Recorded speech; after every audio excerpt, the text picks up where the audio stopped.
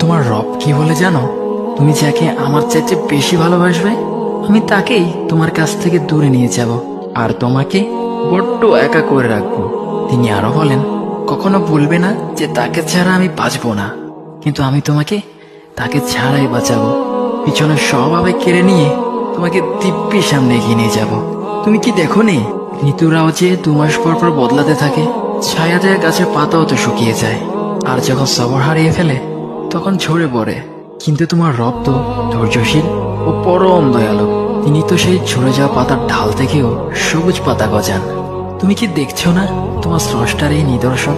যে মানুষটাকে তুমি নিজের জীবনের চাইতেও বেশি ভালোবাসতে, সেই মানুষটাও একদিন অচেনা হয়ে যায়, তোমার মন ভেঙে যায়, এমনকি বন্ধু শত্রুতে পরিণত হয়, আর খানিক সময় পর শত্রু বন্ধুতে পরিণত হয়। যে মানুষটাকে তুমি নিজের জীবনের অংশ ভাবতে, সে মানুষটাও প্রতারণা করে। বুঝি না, এত কিছু হওয়ার পরেও তুমি তোমার রবকে বাদ দিয়ে সেই মানুষগুলোর উপরই ভরসা করো, যারা তোমাকে প্রতিনিয়ত কষ্ট দিয়েছে।